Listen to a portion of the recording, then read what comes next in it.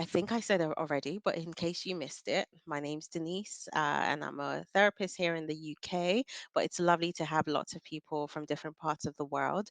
The previous consulting room sessions have been focused on attachment styles, and I'm going to pretend that most people don't know what attachment styles are, but if you know already, great. That's really wonderful. You're coming um, into a chat knowing quite a lot.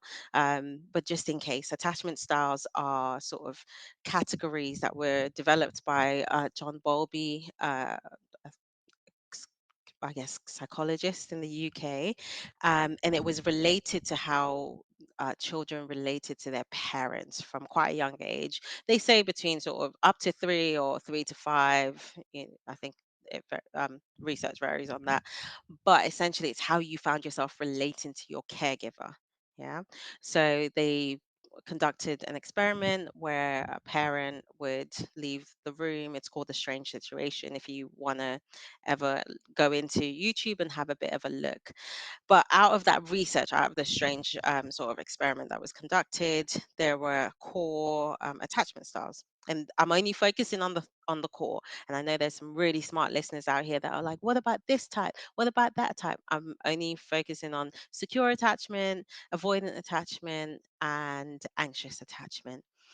Secure attachment, we are people who feel safe building relationships and trust and are okay with people depending on them, and don't have a problem depending on people. um, that's secure attachment. There isn't actually much more I can say about that. They do, I believe, if I've got my numbers right, they are 40% of the population. So they had healthy caregiving relationships growing up. And so, therefore, developing relationships in adult life isn't problematic, or it's without bumps in the road, I should say. The other two that we've been focusing on are avoidant and anxious. Now, because of the numbers, like I said, 40% is securely attached of the population that we know so far. It tends to be that anxious people and avoidant people date each other a lot more. Um, so thanks, Olivia. So it tends to be that those two, anxious and avoidant, tend to date one another, and that's what we've been talking about. So last week, we mainly focused on avoidant and avoidant daters. So avoidant daters are those people that find closeness and intimacy and vulnerability quite difficult to lean into. In fact, it actually comes across as a bit of a threat to them. So that closeness, that they perceive their partner, they perceive it, or their partner is directly telling them, hey, I would like to feel closer to you. Almost feels quite suffocating to them. So their natural instinct is to avoid, is to withdraw, is to become quite cold, yeah, quite unavailable. So if you are thinking about yourself or people in your life that might be avoidant, those are sort of the clues. They might struggle to really settle down and get close to someone. Questions that their lover might ask them, like, tell me about your childhood, tell me about your family. Actually, that's really threatening, because it's like, oh my gosh, why do you want to know? And if we take it back to childhood, really what they're thinking is, in the past, I've had people, trusting adults, caregivers, that have promised to get close to me, but when I tried to get close to them, they then often rejected me. So in order to protect myself from that rejection, you know what I'm going to do? I'm going to put this barrier in place. Yeah. So that's what we talked about. I don't want to go too much into avoidant characteristics this week. So we talked about how to cope with that, how to be their lover in that instance, like what happens when, it feels like, they're on the verge of cutting you off, or they do cut you off if they start ghosting you, where that's coming from, what that means. Um, Oh, yeah. So Olivia has a question. So I'm going to pause and just answer your question there. Oh, okay. Hey, Missy, you said you didn't know that was a thing. Um, so Olivia, going back to you said, am I speaking about attachment only in relationships with parents, but also in partnerships? So, um, attachment starts off probably in your parental relationships. and or your caregiving relationships or your trusted adult, but we're looking at it in the concept of how what that looks like when we're dating. Because of course, this is table and it's run by Soul, and we're interested in it. So your follow-up question about books that you can read more, there's tons of stuff on attachment on YouTube, and also a lot of people in the chat were posting up books that they recommended. A good one that I kept seeing pop up was Attachment. I think it's just a book called Attachment. So that's the one I can remember, but if anyone has other recommendations, drop it in the chat for Liv. Does anyone have any questions so far um, about attachment styles? No? I guess from my sort of experience, what I come across both in my personal life and in my professional life, when people are talking about their relationship issues, a lot of the times it's people say, oh, like, I don't understand why he or she is so cold, why they're so withdrawn, and this will happen also in friendships. I don't know what I did. They start questioning themselves, start questioning their actions, and most of the time it's because they're coming across an avoidant individual and don't know, uh number one, that they're avoidant, and number two, that that's even a thing, and number three, how do you cope with it, and how do you not feel rejected, because that can often be what it's like. It's like, oh, things were going so great, and I'm not doubting that it probably was. They just had a really hard time kind of pacifying themselves, making themselves feel safe, yeah, in your presence. And that doesn't mean that it won't happen in time, but oftentimes they sabotage the relationship so that they don't even get to see that they could feel safe, they could feel loved, and they could feel cared for by another individual. Hey Chris, welcome. You said you're listening from Long Island. Okay. Oh, Olivia, you've got a question. Okay. Just give me 1 second and I'm gonna allow you to speak. Just unmute yourself. Welcome. Hey Olivia. Oh, thank you very much. This is Very first welcome. time speaking here. It's okay. Welcome and thank you.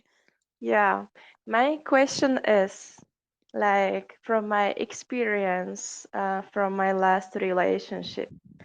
I feel what you describe now, it comes maybe very similar to the behavior of my partner, which who rejected me Mm, when it came to like serious questions like what is the next step? Like, I would like to, like be closer, like become a wife, mm, get married. And I had this feeling that because of the trauma from his childhood, mm-hmm, he felt maybe like in defense, he didn't want to go this far. Maybe he mm, had like bad experience because of the relationship with his parents. right. And my question is, how can we deal with this rejection? Is there some kind of possibility we can change his mind? I mean, like with some techniques, Mm, how can we accept that he rejected us because of maybe broken heart from yeah. his childhood? Yeah. So, I mean, I pray for him Yeah. Yeah. still, but I mean, something what we experienced in early childhood takes a long time during our life to be healed. Mm-hmm, And maybe only God can do this healing. So mm, my question is yeah. from psychology, if there Mm-hmm, is something like some technique yeah. we could also be able to help these people who Yeah. feel this way. Thank you very much. Yeah. Of course. Thank you, Livia. So your question actually matches Missy's in the chat. So yeah, I will quickly address that. Thank you for your question. I'm going to make you a listener again, and then I'll get to your question. But thank you for sort of sharing and being brave to taking the mic. Okay, so yes, that's a really common question. A couple of things that Livia was saying was like, how do I kind of cope with not taking it personally, not feeling rejected? How can we help them? First of all, I'm hoping that this platform is not just for people who want to help the avoidant person or the anxious person, but also for people who want to understand themselves. The most important thing is that you first understand yourself and know what your triggers might be. No one apart from Jesus needs to play the savior role. So you cannot make a person be something that they're not. And again, we are thinking about personality, right? This isn't going to be something that was just developed the other day. They've been like this since their childhood, since perhaps a trauma. But sometimes it doesn't necessarily mean that it took something traumatic. So I don't want you to feel an overwhelming sense of responsibility to fix someone. What I would like for you to first do is understand yourself and then understand them, and hopefully have some compassion towards them. I think we can't go anywhere without first understanding. And, like the Bible talks about putting others first. This is one such way. The other thing is, for the avoidant person is to actually not take it personally.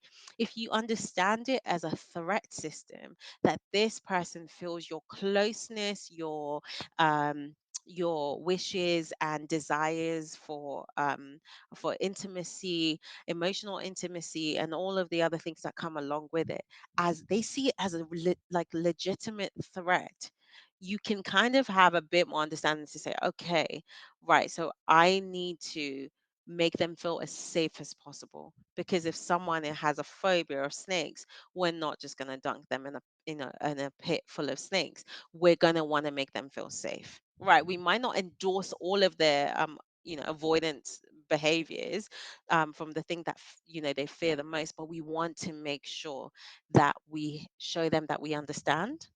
So communicating clearly.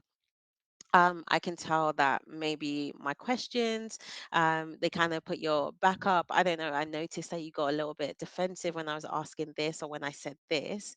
I first of all just want to let you know that I don't want to overwhelm you in any way. And if I ever say anything that does overwhelm you, can we make an agreement that you'll at least let me know?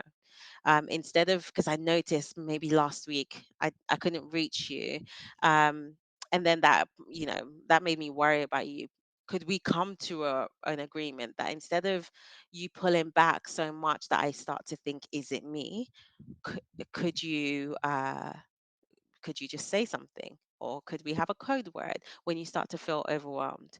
And ask them what pace will work for you, because oftentimes what we might think are just normal, legitimate questions that will, like, oh, where do you think this relationship is going? It is ringing alarm bells. Saying that you want to see them 3, 4 times a week. That's again sending off alarm bells in the avoidant person's head. So we want to try and not make someone feel in danger. So I think that's a really good kind of place to start. Of course, praying for them, but praying for your communication style as well, praying that you know the right words to say. But yeah, just showing them that, okay, you notice this pattern, and show them that you've got a willingness for them to work. As the avoidant person, I said this last week, it's about recognizing yourself that these are your patterns, but also thinking about what is different between now and what was then. The thing that used to make you feel quite threatened in the past, maybe, like your parent is going to reject you, or they're going to say, oh, I don't have time for you, you're not important. Is that really what's happening now? Has that person that you're trying to fall in love with or be close with or be friends with, are they saying those same things? Are they likely to reject you? Can you take what they're saying at face value? And also thinking about, okay, well, what do I really want for myself in the future? And then working towards that and recognizing when you start to self-sabotage. So I don't think all of the onus is on the other partner. I think the avoidant person has to take responsibility as well. I hope that answers your questions. I think it was Livia and Yeah, Livia and someone else had asked the question. Okay. So yeah, I hope it answers it. I have another question. What can be a reason for when a person avoiding relationships, even if one can like someone really hard?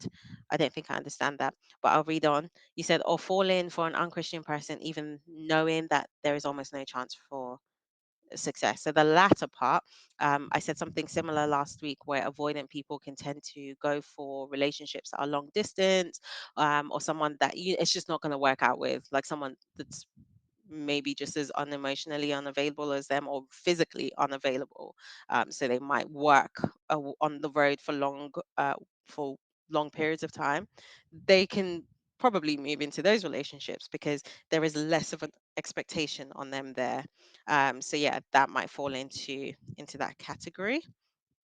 Um, Thanks, Trudy, for posting your favorite emoji. Mine too, side eye. Hey, Samantha. Yeah.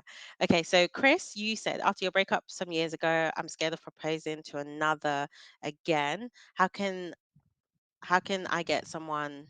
No, how can get someone I can love again, and it's possible to meet or start a good one? So this is about taking risk. And again, it depends on kind of what your attachment styles are. We had some people in the room last week that are securely attached, and they see the end goal as being worthy of the risk to take now. So it depends on that. But absolutely, I believe that you can find love again. It's about learning from the past relationship. We cannot just dust ourselves off and say, you know what, I was perfect in that last relationship. There's nothing for me to change, so I'm going to present the same me again. Now, I'm not saying the reason your relationship broke up is because of you. It might not be. But I don't think any relationship ends 100% with one person being at fault. There is, even if it's 5%, there's usually something on our part that we need to learn from. So, what can you learn from that past relationship? And what new habits or new healthy, it might even be boundaries. So it doesn't mean kind of like opening up your doors to everyone, but thinking about, like, actually, what are the things that I don't want. Like, what have I learned from past relationships that, do you know what, maybe I don't like that type of personality or that trait? And being boundaried with yourself. Like, okay, you're gonna stick to what you've said, or you're gonna just bamboozle all your decisions. So I think those are some yeah, just little uh, tips on how to dust yourself off and make sure like you are ready. There's no rush. Like, hopefully no one really has a gun to your head. Take your time, make sure you're healed, make sure you're ready, because there's nothing worse than two broken and hurt people trying to come together and love each other when there is just a chasm of hurt in the middle that's not going to get addressed because both people are so consumed with their own past hurts. That's just my tip. Cole, hey, from the Philippines. Hey, Shah, you said preach for me. There would be no solution or words that would change my mind or take that fear away. I can be the only one to make the step, and I just hope they stick around in the process. Yes, we do. Fully hear you there. Hey, John from Oregon. Chris said, am I sure? Oh, okay. No, I think you were talking to Trudy. Sorry. Nuyari says, I think I might be avoidant. Okay, shall we jump into anxious? Because I've been looking forward to talking about anxious.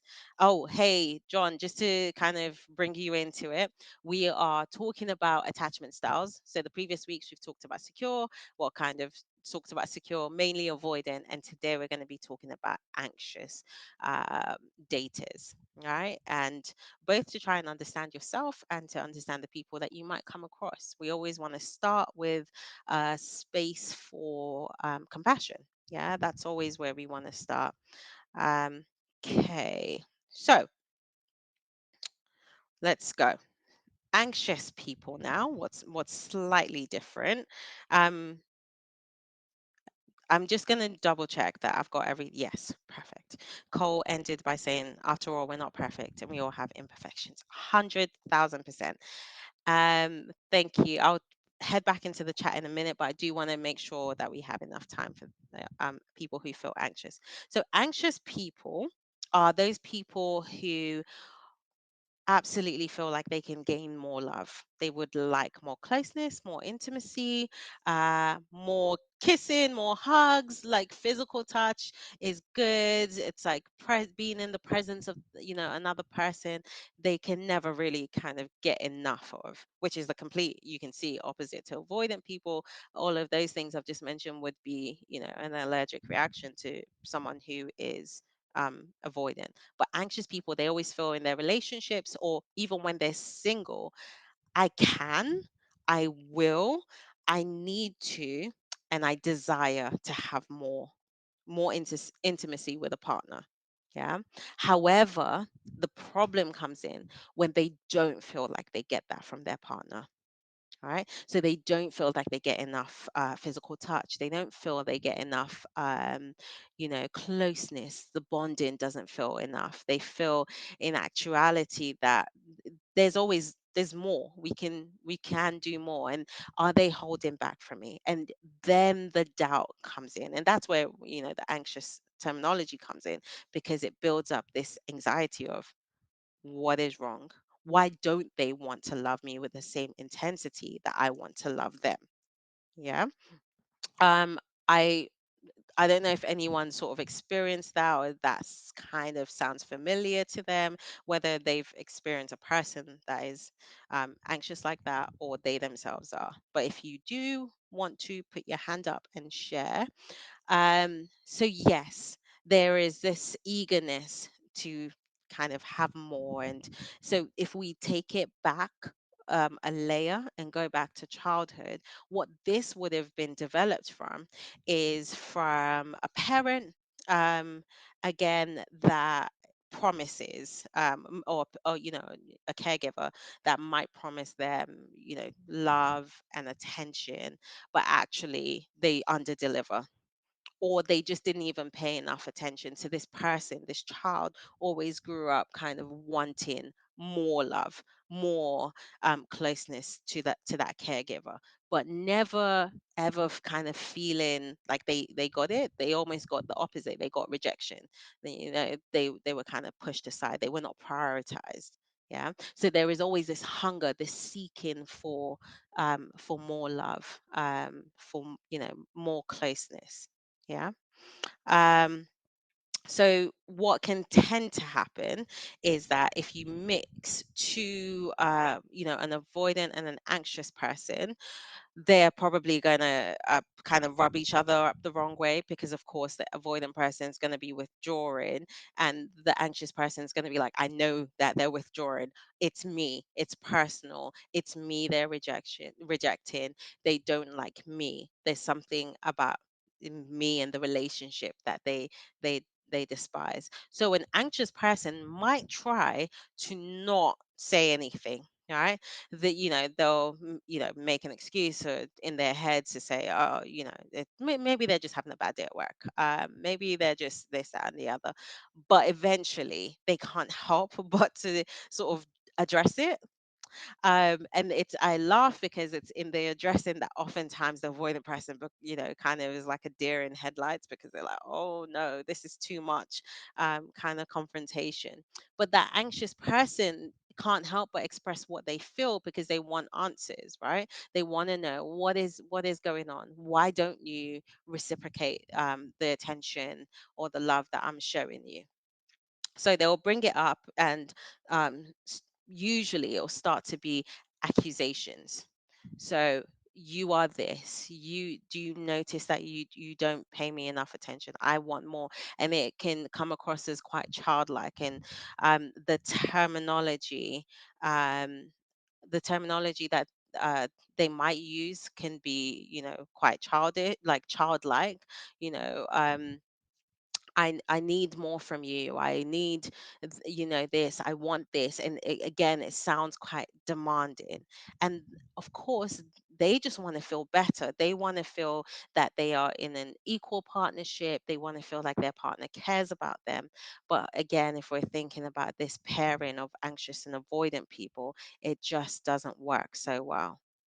Yeah, it doesn't work, because that anxious person is thinking, yeah, they're telling me off. They're being mean. Yeah. So, and to be honest, we talked about self-sabotaging behaviors. I saw that question in the chat just now. We talked about self-sabotaging behaviors in avoidant people last week, but there are also of behaviors that an anxious person might do. So that might look like calling numerous times a day. I had a conversation recently with a friend. It was something on TV where the wife was saying she calls her husband like 20 times a day. She just wants to find out how he's doing. And the husband was really put off by this because he was like, I'm at work. That's too much. Um, I was trying to explain to my friend like what the wife is trying to get from her husband, which is actually just reassurance that you still care about me. I'm still important to you, right? You're thinking about me. Am I thought of? Am I loved? But the husband, of course, was naturally seeing this as an interruption to his day, and actually it comes across as you're doing too much. You're making me feel uncomfortable. And it can almost feel with an anxious person that it's hard to pacify. It like when is enough enough? So even if they're in a secure relation, if they're in a relationship with a secure person, that person might find themselves reassuring them all the time because it can feel like that bottle doesn't get filled up. So you might increase your date nights to 2 nights a week, but then next week they might still feel like, well, actually, I didn't see you on Saturday, so that's a problem. I want to see you more. And other person is actually having to yield way heavier on your side and your wills and your demands than they might feel comfortable with, whether that's with an anxious person or with a secure person. Are people following so far? I hope so. So just going back to the chat. Um, so Nadia asked about self-sabotaging behaviors. It might just be like ghosting someone, withdrawing, starting arguments where there aren't, and it doesn't matter. Like it's not of importance. Like, oh, just I can't believe you wore the blue jumper today. Why? Like when the arguments don't really make sense, those sort of things, so that the other person can, feel bad or you know want to spend time away from them, because actually that still gives the avoidant person the room that they need, because it's room that they need to feel them like themselves again and not feel like someone's almost breathing down their neck. Yes, someone mentioned Livia again, said everyone has a different language of love. Um, yeah, I think, yeah, theirs can be misunderstood. Missy asked, do you think a healthy relationship could offer some healing to an anxious person's fears, or do you think that approach is innately in an anxious person, so that style transcends relationships? I do think absolutely it's possible for there to be a healthy relationship. I don't know about this healing. I think it's about each person feeling safe. You don't I don't know. My mind, the way it works, it's like these people, we don't need to necessarily be healed. Our personalities are our personalities, but we can certainly feel safer. I don't think there's anyone that wants to get into a relationship and doesn't feel emotionally safe and contained. That's what we're seeking for, rather than trying to fix, because not we're technically we're just all broken, and thank God for Christ, because he's the one that makes us whole. But we still have to contend in the world with all of our personality types and learn how to communicate our needs and our wants, but also hopefully with compassion understand other people's needs and wants. And these sort of conversations go a long way in that. John asked, can people struggle with avoidant attachment because their relationship come easy and they haven't experienced needing to put effort in relationships for people to stay in their lives? Interesting. So I don't necessarily think that that might be the case. I think they just haven't had enough experience of, it's like, if you have a dog phobia and you walk into a park and you see a dog and you constantly run away, you never get to learn that not every single dog, and it's very unlikely that any dog is going to run up and bite you, because you're always escaping. So yeah, I guess from that sort of perspective, if they're always avoiding and self-sabotaging, yeah, they never get to realize that some people can stay and be trusted and develop close units. And when they probably look out at other relationships, they think, oh, that's just a fluke. Like, that's good for them, but it will never happen to me. No one would fully ever know me and accept me. Oh, sorry, Leanne, that oh, if yeah, I'll definitely feed that back. If anyone else is experiencing the cutting in and out, yeah, please let us know. Sam said, too much. Text me, don't call me. And you know what? Actually, that's a good compromise. I think that's what that couple ended up doing. The husband was like, "Hey, if text me, but also you don't want 100 text messages, but I'll reach out to you in my lunch break." So it is about coming to these sort of compromises where you can still reassure your anxious partner that you haven't forgotten them, but they don't need to keep calling you. They don't need to keep checking if you're okay. So yeah. Um, Samantha, you said, I think anxious attachment can be healed through therapy and absolutely with intimacy with Jesus. Okay, so Missy, glad that you can hear well. Livia said, wow, I'm surprised what you are talking about. You experienced it, and when you look back, you see yourself as anxious. Ah, perfect. So, my recommendation is to do as much kind of inner work. First of all, put this to prayer now that you've kind of recognized yourself as being an anxious person. Put that to prayer and ask God to help you understand yourself more. He loves you just the way you are. So it's about you learning to love yourself. The other thing I would say is get yourself a really good therapist, and don't just, kind of, if you're getting a private therapist, just don't accept the first therapist that you meet. Try and find someone that you're going to feel comfortable sharing these really intimate parts of yourself with. Yeah, and read any sort of books that's been placed in the chat. So the attached, was it attached that something Lark posted earlier? I would recommend those. Hey, Jennifer. Oh, someone says, sorry, Jennifer, you were just helping Leanne out. I understand now. Um, okay. Okay, great. Someone said, well explained. Hi from MT. Trudy, Livia, we should communicate with a person we're in a relationship what our love language is. Yeah. And we should show love to each other the way the other person seeks to be loved. 100%. Yeah. Okay. I'm sorry that you're having those difficulties. Oh, love languages. Okay, Robert, thank you for the recommendation. That's the other thing. If you have any recommendations of things that we could cover, I'm collating ideas at the moment. So after the attachment styles, I was thinking about looking for red flags in relationships. Someone suggested earlier to me today narcissism, like what that looks like, and also healing from narcissism once you've been in a narcissistic encounter with someone. Um, okay, yeah. Someone said, sorry, Kisha. Sorry, I've forgotten how to speak English now. You said it seems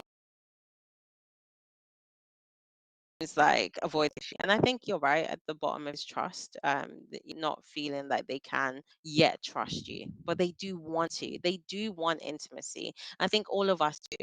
I think that's what the one thread that runs through all of these attachment styles is that um we want intimacy, and we want to feel trusted. We want to feel trust and be trusted. However, these sort of behaviors get in the way of that. So yeah, I think you're right. All relationships not perfect, only the couple. Interesting. Okay, cool. So Oh, there's more questions. I'm sorry. I am going to prioritize the chat today. So Samantha, you said, oh, sorry. Chari said, can an experience with an avoidant person tip someone over from being secure to anxious? No, because it doesn't. I can see that you might have some behaviors afterwards that might make you more cautious, but you cannot. I don't believe you can change your whole attachment style.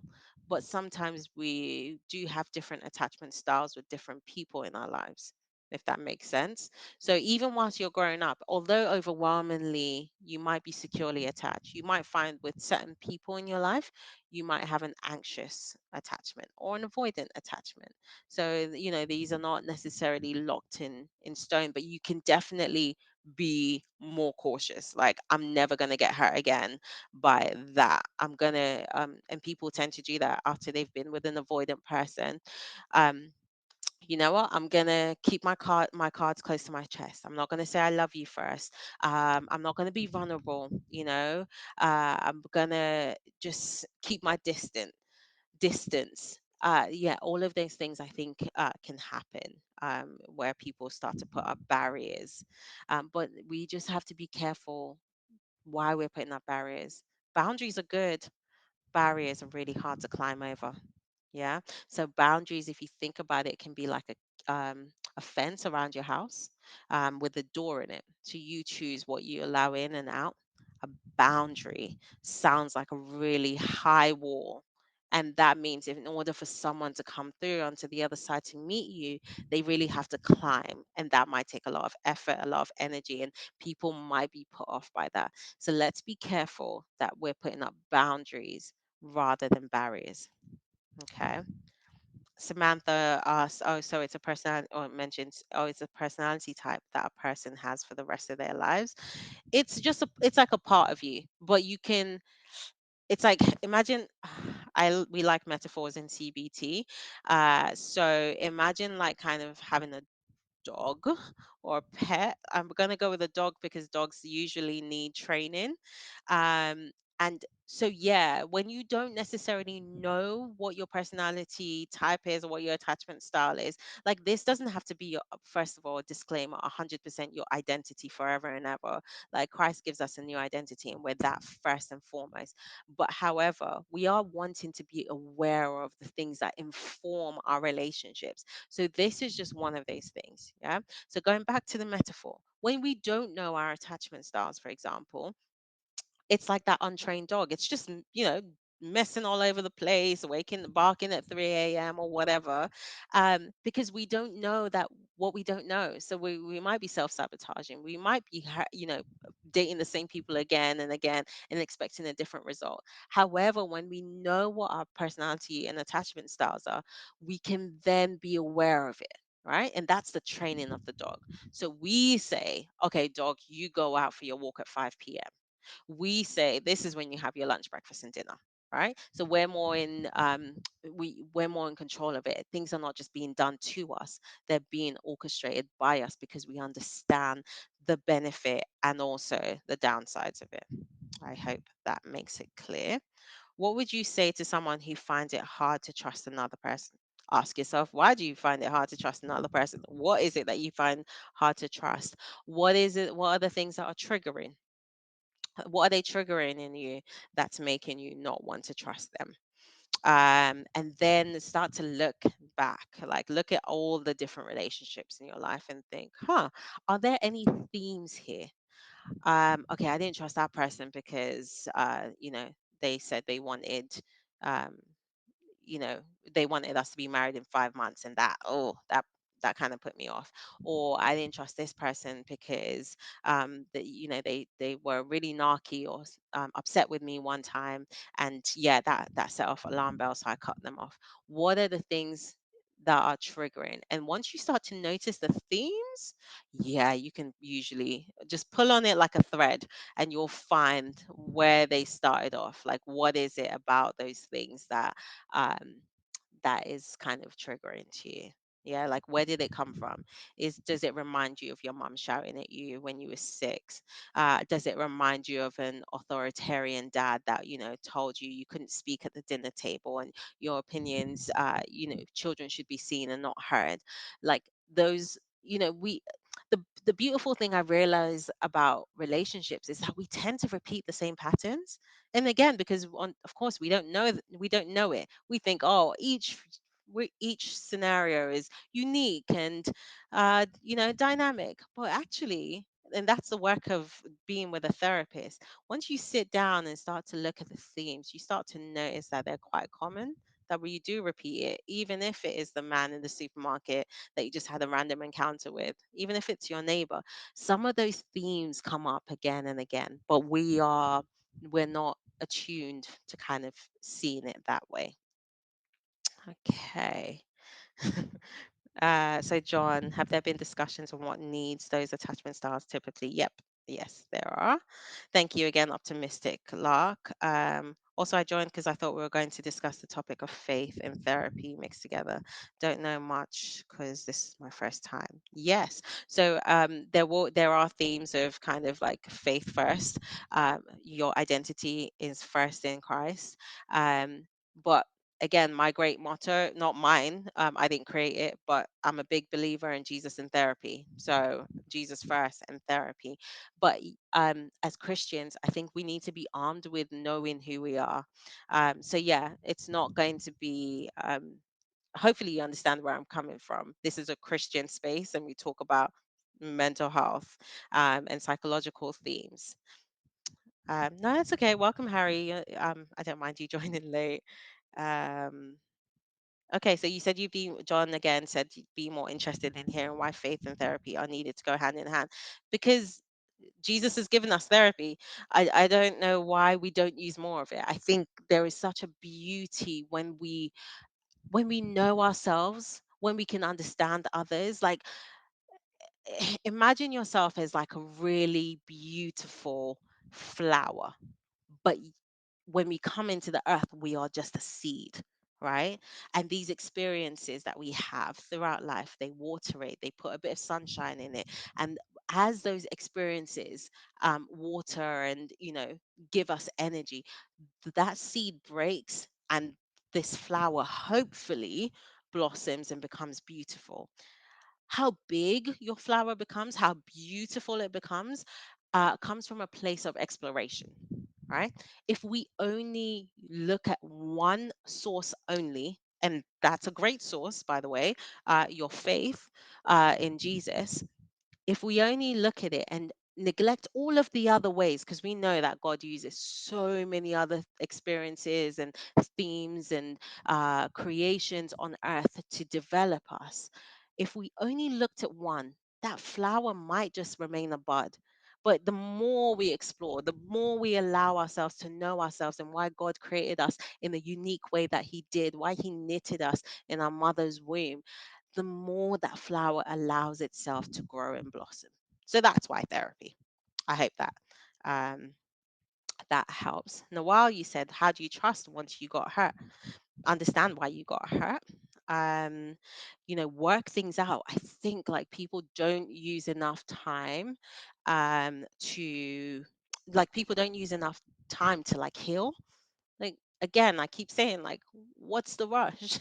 If you know that you've been through an experience, I don't care if it's been 3 months, I don't care if you only dated him for 6 weeks. Sometimes we can have a really close encounter with people in a short space of time or a really long space of time.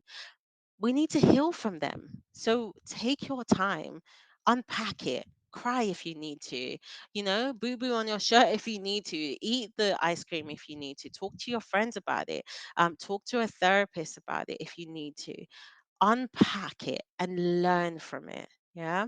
Learn how your trust was wounded. It's not all going to be the same. Hence why I'm hesitant to kind of tell you, like, oh, 6 steps to regain your trust in humanity again. Like there's a really great Jonathan Reynolds song called People.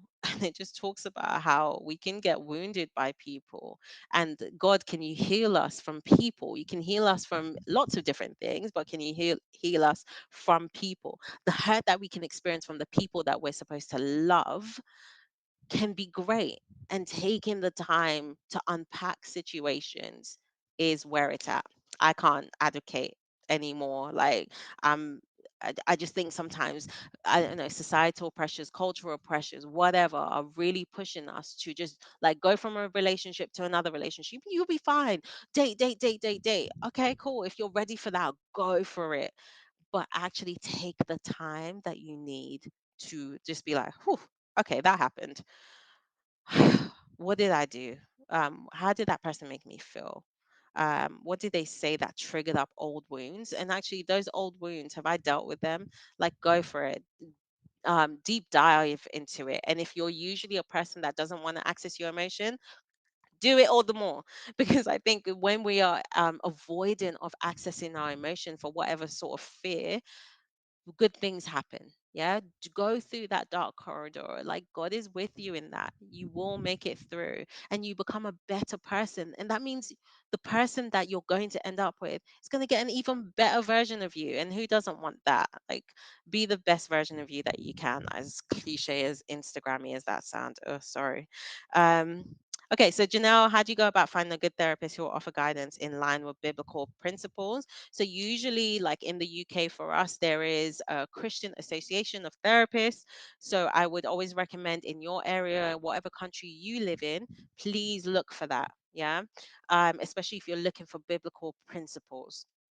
And then once that happens, think of it as like an interview process. Really, most therapists tend to offer a free session. So see if you can. I wouldn't go like over the top with this. Don't start seeing 10 therapists, but I would say three or four. Get a good flavor of seeing like if is their therapeutic style and their own way of providing therapy. Is that going to be something you can get with?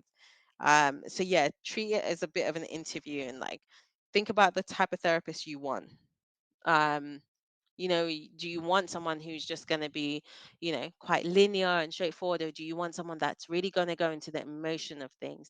And ask them what they've been trained in. So absolutely treat it as an interview process. Yeah, and if you are in the UK, I think I posted it last time, but I'll post it again.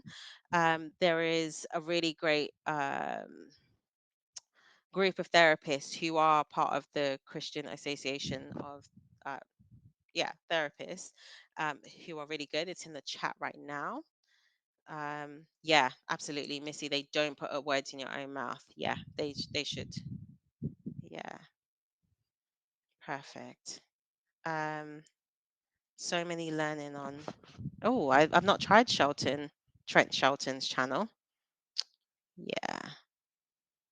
Okay, perfect. I see everyone's kind of supporting each other in the chat as always.